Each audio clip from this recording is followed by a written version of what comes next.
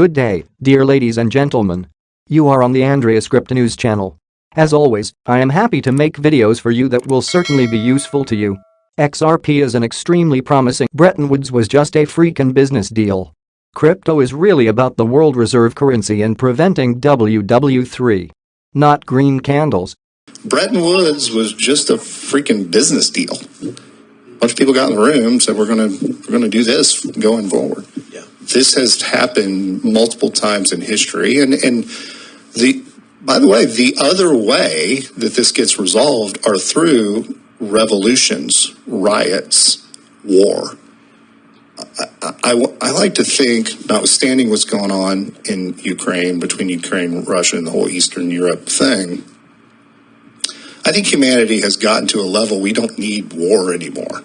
Yep. We can actually sit down at a table and negotiate and have the power of the pen be how these issues get resolved. Yeah. And this is one way, probably not the way, but it is one way that you could see that this gets worked out. So 23% probably. Yes. Finance businesses today in a few different ways. And I think one of the challenges for the industry has been to focus on solving real problems for real customers. And Ripple, obviously, from its earliest days, focused on the problem around cross-border payments. That's a point of a lot of friction as measured by speed and cost. And by focusing there, we've been able to have a big impact on that, relatively small piece.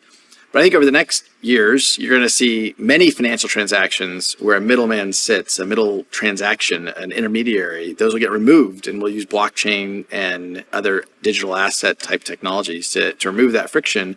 And I think all of society will benefit from improving the efficiency of those systems. I think you'll see that certainly you've seen CBDCs and other new forms of digital money, goodbye privacy and anonymity. Use of physical cash is declining. We are witnessing a growing appetite for digital alternatives, driven not only by private sector innovation, but also by an increasing recognition from central banks and governments of the role to be played by public digital money, namely central bank digital currencies, or CBDCs, in the economy of the future. As both public and private sector research and explorations continue to delve into the design principles and attributes of these new forms of digital money, there is one topic that repeatedly raises its head as a core discussion point and, for many, an essential feature: privacy. Unlike cash, digital payments are inherently capable of generating an audit trail of transactions and spending behavior. The potential for personal information connected to this activity to be made available beyond its intended use leads to significant privacy concerns. Individual users may often prefer to keep their data, not only their personal data, but also potentially sensitive or revealing spending information, anonymous.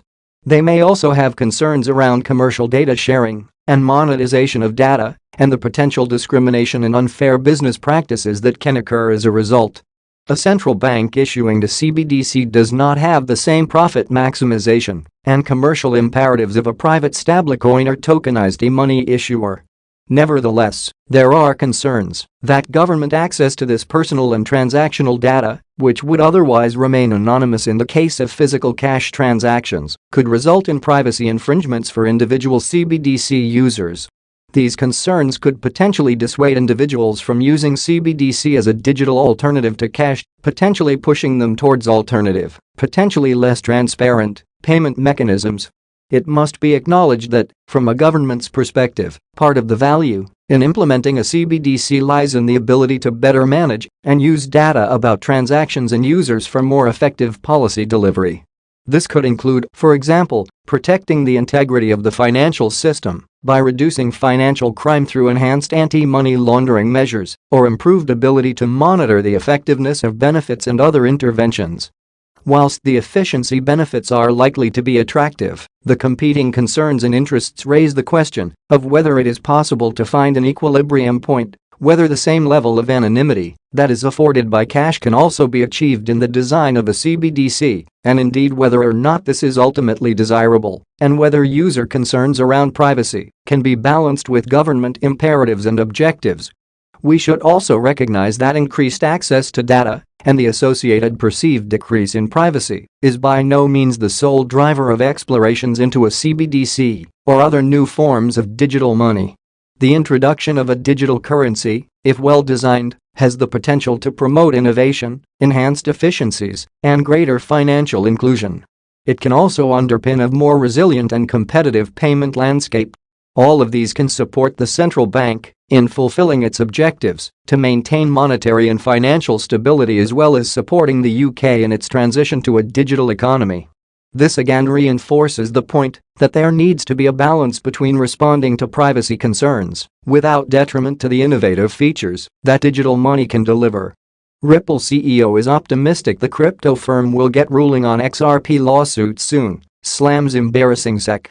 The head of cryptocurrency and blockchain company Ripple, Brad Garlinghouse, says he is hopeful a resolution will be reached in its spat with the U.S. Securities and Exchange Commission within the first half of 2023. Judges take however long the judges will take, Garlinghouse, who is a defendant in the legal drama, said in an interview with CNBC's Squawk Box Europe Wednesday at the World Economic Forum in Davos, Switzerland.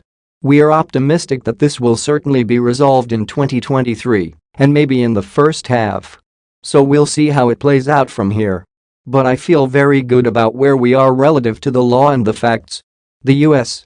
Securities and Exchange Commission initiated a lawsuit against Ripple in 2020, alleging that the company and its executives illegally sold XRP, a cryptocurrency created in 2012, to investors without first registering it as a security.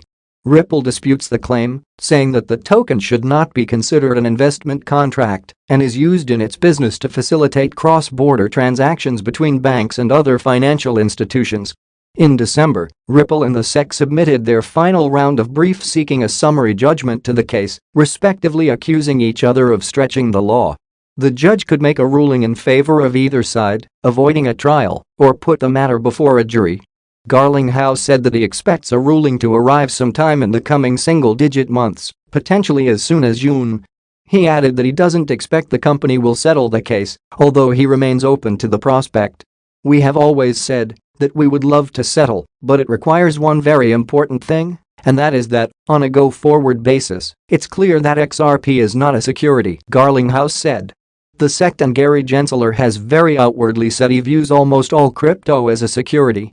And so that leaves very little space in the Venn diagram for settlement. At a September event organized by the Practicing Law Institute, Gensler said that the vast majority of cryptocurrency tokens are securities. He subsequently hinted that Ether may also qualify as a security. Without referring to it by name, Gensler told reporters in September that crypto staking mechanisms, which reward users who deposit their tokens to secure blockchain networks with interest-like payments, should count as securities offerings, since the investing public is anticipating profits based on the efforts of others. Ethereum, the network behind the world's second-largest cryptocurrency, switched to such a model last year. The only cryptocurrency that the agency has made clear it doesn't view as a security is Bitcoin. Gensler previously stated that the world's biggest cryptocurrency has no group of individuals in the middle, meaning investors aren't betting on an intermediary. XRP's weekly close may be a bullish sign for the crypto. XRP's price has increased 0.34% in the last 24 hours, erasing its negative weekly performance. A Gaussian channel has been identified on XRP's weekly chart. A close within this channel is considered to be bullish for the remittance token. The price of Ripple, XRP, has risen 0.34% over the last 24 hours according to CoinMarketCap. This 24-hour positive price performance has erased XRP's negative weekly performance. At press time, XRP is changing hands at $0.4109.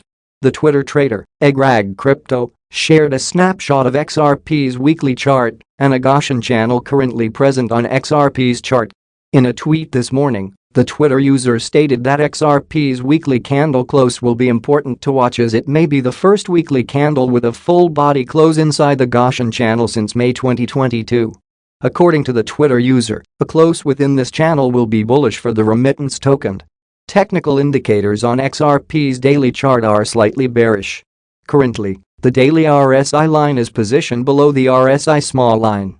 The slope of the RSI line is also slightly negative and pointed towards oversold territory. There is some bullish momentum present on XRP's daily chart as indicated by the 9 EMA being positioned above the 20-day EMA line.